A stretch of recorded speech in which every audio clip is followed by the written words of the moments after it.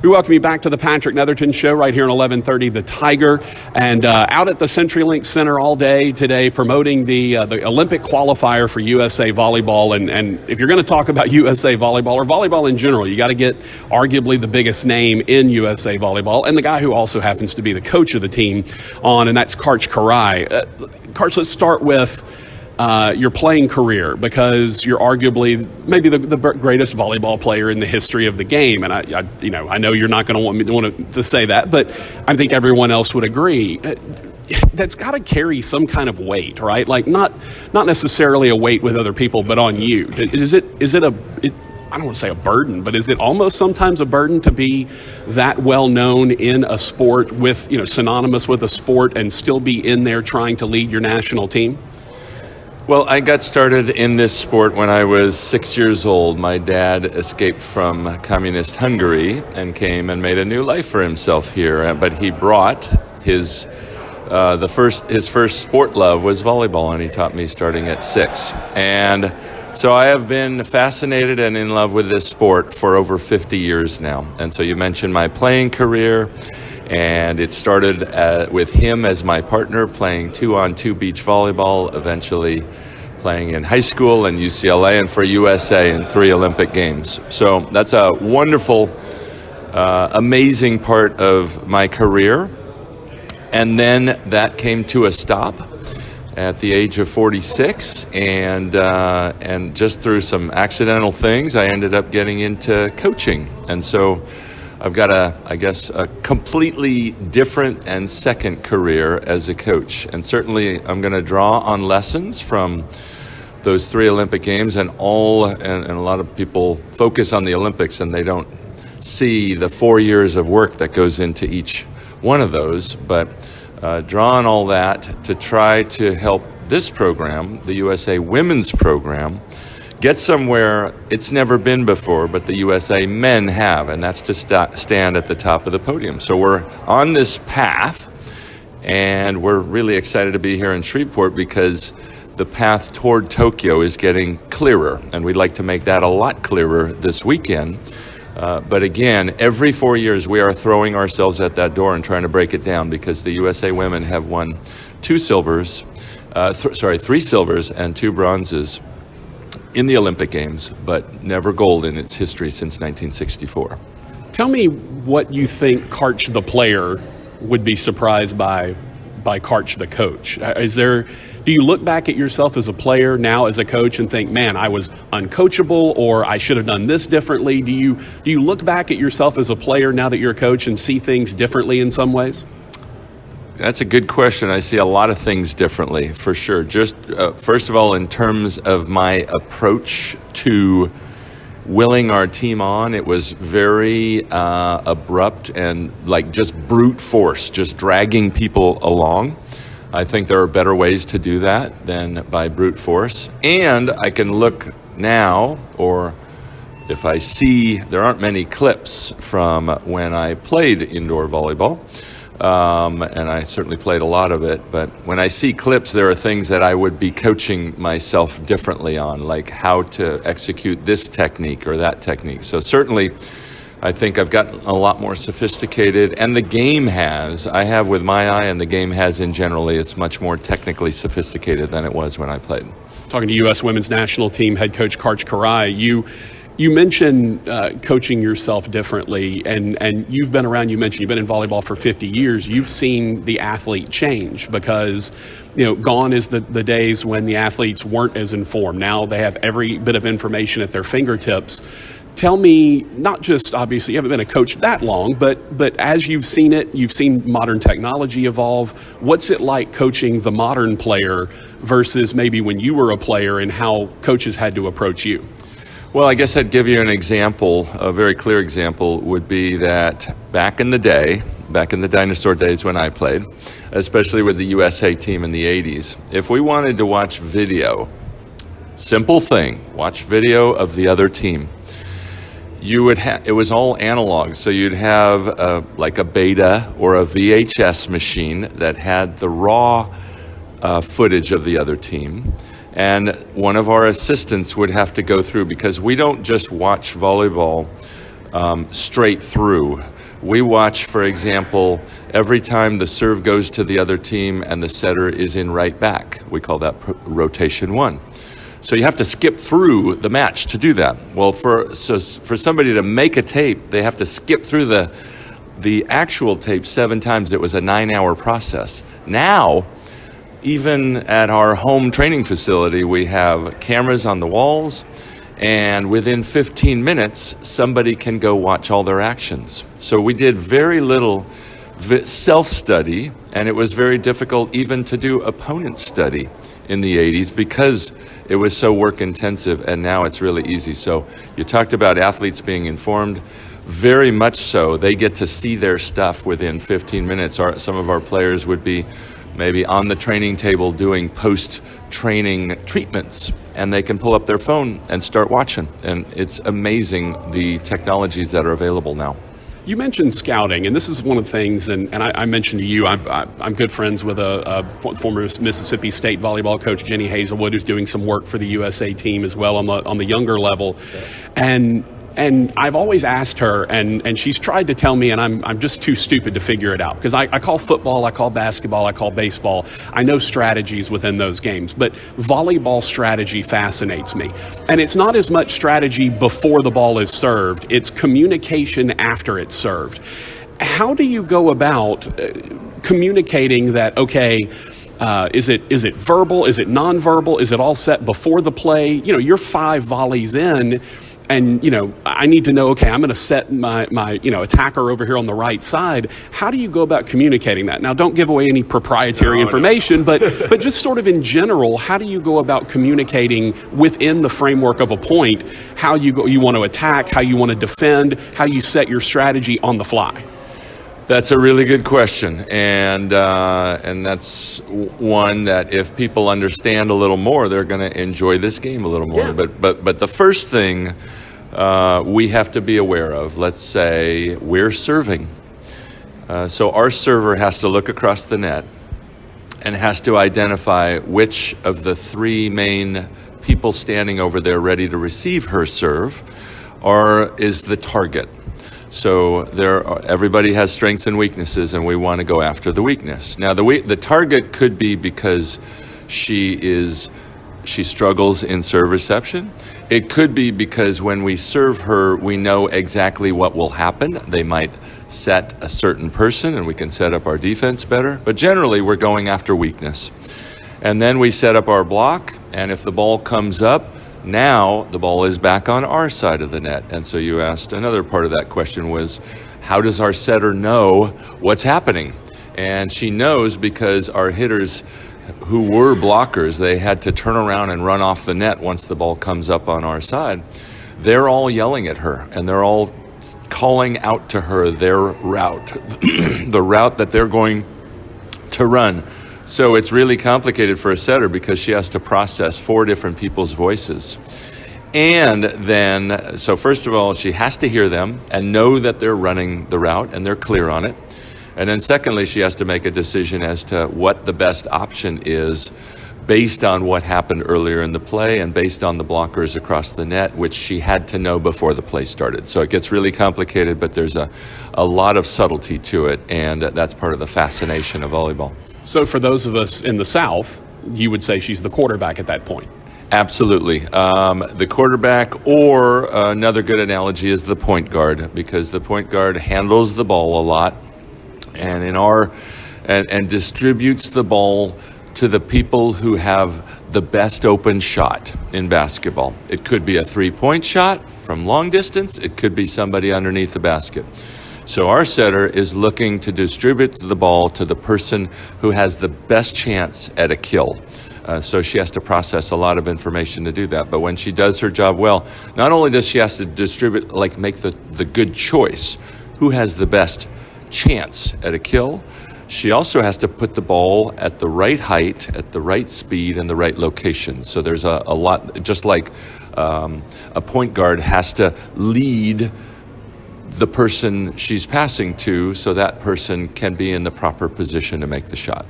So we mentioned film study with that, and obviously a lot of what her decision-making process is at that point is based on what she knows from film study.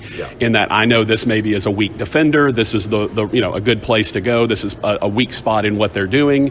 Talk to me about your communication then, and your coach's communication with not only her but also the players around her to understand, okay, strategically, while this may not happen every time in the craziness of one point, this is what we're trying to accomplish. What's that communication like?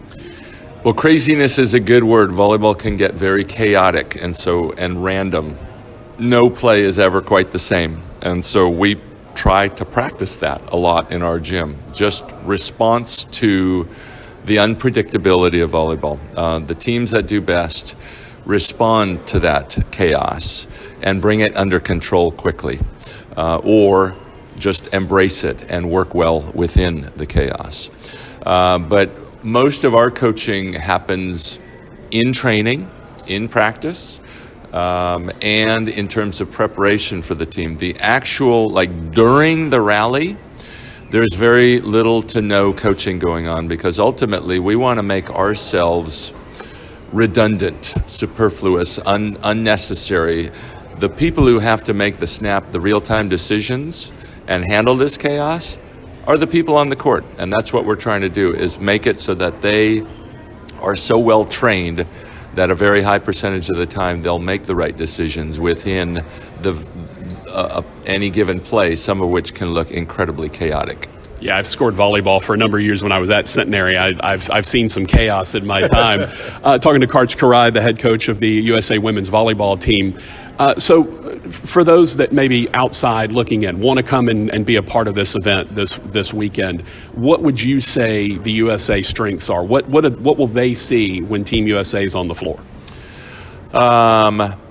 Some of the things that we pride ourselves on, maybe that are a part of who we are, is volleyball can get very chaotic very early in the play. And so when we're serving, we are trying to create a lot of chaos on their side of the net. So we pride ourselves on being one of the best, if not the best, serving team in the world. What does that mean? It means the ball is barely crossing the net. It's coming very fast and very flat. It's knocking an insect off the top of the net, trying to drill it hard at opposing passers. And then, so that's a first contact. That's how we initiate the play. And then conversely, when the other team is serving, we also pride ourselves on controlling their serve at a very high level and putting that first contact, making it go to our setter pretty close to the net in the middle of the court. And if that happens, now we get to run any offense we want to. We call that in-system offense. So we pride ourselves on a great first contact, both when we initiate the play at the service line and when they initiate the play and put the ball over the net to us. Then the other thing we really pride ourselves on is what we would call USA fast. We run a very fast offense. The sets don't have a lot of height to them. They get to the hitter very quickly, and we're better at that than anybody in the world. This fast offense that gives opposing blockers and opposing defenders very little time to respond, which means there's not a well-formed block regularly, which makes it easier for our hitters to terminate. Tell me about the opponents. Kazakhstan, Bulgaria, Argentina. What do we expect to see from the three that are in this pool? Kazakhstan is an interesting blend of some of the traits of, let's say, a team that they're not so far away from Russia. And so they have some taller players who hit hard. They just have some, what we would call big arms. They can take hard swings. And so we have to put our block in a good position. And they blend that with some Asian influence, where players with some trickery and deception, where players will be standing in one place and they'll run to another place and run crossing patterns. That's not so prevalent in volleyball. Then Bulgaria has played some great volleyball over the last 2 years. A little inconsistent, but when they're playing well, they're very dangerous. and probably has the best outside hitter at this tournament. Her last name's Vasileva, and so she's going to be a handful. So a good part of how we set up and what we do as block and defense is looking to slow down their best attacker. Argentina has an offense that looks more like ours, so it's more familiar in terms of, it's not as fast as ours, but it's similar to ours, and they have a couple of players one of whom plays in one of the best professional club leagues in the world in Italy. And so she has developed very well. I think her number now is number 3, Nizetic. Anyway, each of them has some great strengths. She also hits what we would call a jump spin serve. That's not so prevalent in women's volleyball, but when it is, it can be dangerous. That's where somebody throws the ball up higher and spikes the serve instead of hitting it low and flat and with no spin. And so those are some of the things to look for in those 3 teams. All right, now tell me about your team. Our team has some incredible depth, and we have not only that, but we have a variety of experience levels from our captain, Jordan Larson, who is one of the premier outside hitters in international volleyball and has already played 2 Olympic Games and aspires to play a 3rd one. Right on up to some first-year players, like our backup opposite this weekend, Jordan Thompson, and one of our middles, Dana Redke, and our backup libero, Mary Lake. And so this blend of experience and youth and this blend of different athletic skills and different volleyball skills has proven out to be a strong one so far. We've won the only other 2 competitions we've played earlier this year.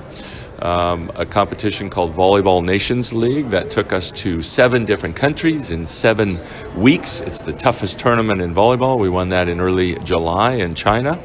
And then we also had a group that went down to Peru and won the Pan American Cup. And so had some good success so far this year, but we know that doesn't mean a whole lot when it comes to this competition. So we're bringing and putting our strongest arsenal out there, and we'd love to notch 3 W's and lock in a ticket to Tokyo this weekend.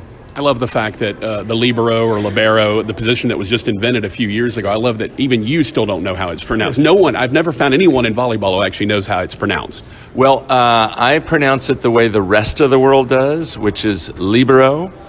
In this country, we pronounce it generally libero.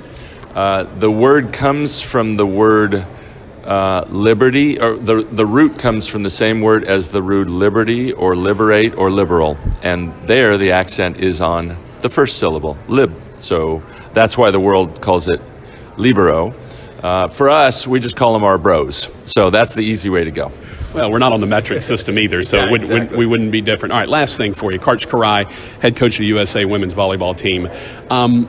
You're in Shreveport, Bossier, and Shreveport's not a volleyball hotbed. Texas is. A lot of great volleyball in Texas, and there's some pretty good volleyball in South Louisiana, but North Louisiana is they're still trying to get sort of untracked there. Tell me about the outreach here of trying to maybe bring volleyball, kind of like the U.S. women's national soccer team did this year, about trying to bring volleyball to an area that is struggling to get on its feet volleyball-wise. First of all, I'd say we're thrilled to be here, and we're thrilled to play this tournament on an American court with a lot of friendly faces and loud voices cheering us on. Secondly, I think Louisiana is just a little late to the game, and there's some time to catch up. But as you mentioned, just next door, Texas, one of the most well-developed areas in the whole country in terms of junior volleyball and development. Some great players are coming out of Texas.